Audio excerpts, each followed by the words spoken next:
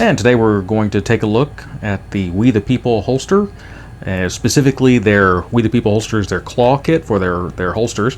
This is one of their holsters. This is actually my wife's. She uses it with her Smith & Wesson Shield EZ, and everything works pretty much fine with the holster, but she did have one issue with it that doesn't always, it's not always pronounced, but it would occasionally become a little bit of an issue. And that would be when the holster was in place inside the waistband, you know, coming around out like this. Sometimes it would tend to tilt, and that would put the butt, the hand grip portion of the firearm would kind of stick out a little bit, and then it would, you know, print more and make it a little bit harder to conceal. So the We the People holsters, they make what they call their claw kit. So right there, a claw kit. And it's supposed to help address that and eliminate it. So we're going to go ahead and take a look. So we'll go ahead and open this up here, see what we have inside.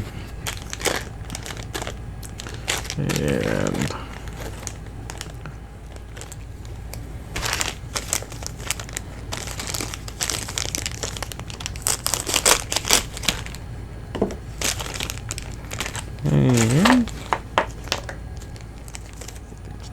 the claw accessory package consists of several different components. The first thing, you get 2 of the additional pressure pads. There's a thick one and a thinner one, and you kind of see here the difference between the two. And you have a new tension pieces. You have a lock washer and a couple of replacement screws, and then you have the arm portion itself. Now what you would need to do would be to remove the current tension pieces. So there's a screw on the one side and the blind nut on the other, and then the rubber washer in the middle. So we'll go ahead and remove those.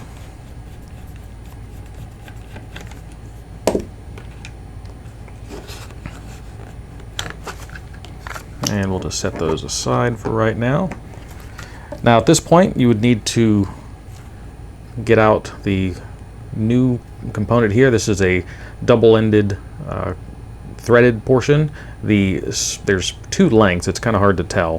One side's longer than the other. The shorter side you would put into the new retention washer, the little rubber washer.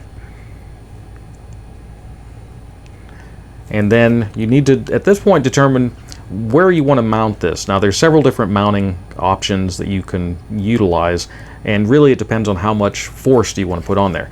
So keep in mind, when the holster's inside the waistband goes around like this, and it's trying to pull out like that, so you're trying to force it back in place. So basically the way this works is the arm will come up and the pad will push on the inside of the waistband to kind of push it in.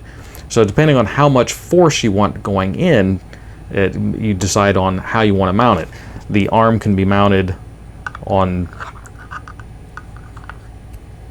the inside portion for the least amount, or on the outside portion for the most pressure. So this has been kind of an issue for her as far as wanting to pivot out. So we're going to go ahead and install it with the most force possible, and we'll start there, and then we can adjust down as we go. So once you determine which side you're going to, you know, put the arm on, you then put the other side of that post so it sticks through like that. Then you'd put the lock washer on, and then put the arm on, and it's got a couple different holes, so you want to mount it in the position where it's going to most closely align with how the waistband material goes. So in this case it's going to be the top hole, and then go ahead and put the outer screw in, and we'll just lightly, I'm not really tightening it down at this point, just kind of to hold it in place. Now this will tighten against, the reason why it's got that assembly on the inside is it will tighten this down against the holster itself and not compress that rubber washer, so that way you can tighten this part down independently of controlling how much force is put on the holster for retention. Then go ahead and put your screw in on the other side, and this would be the screw that you would then use to adjust the retention strength. So the tighter you put it, the more it compresses that washer on the inside and pulls the pieces together. So go ahead and tighten that down to get the retention going. We'll have to, fit the firearm back in there and get the retention proper when we're finished. So at this point, once this is in the position you want, we'll go ahead and tighten that down. And we're going to go ahead and use the thicker pad. And there again, I'll put it in the top hole there. And that way everything's lined up for the waistband. So we'll go ahead and give this a try, see how it works.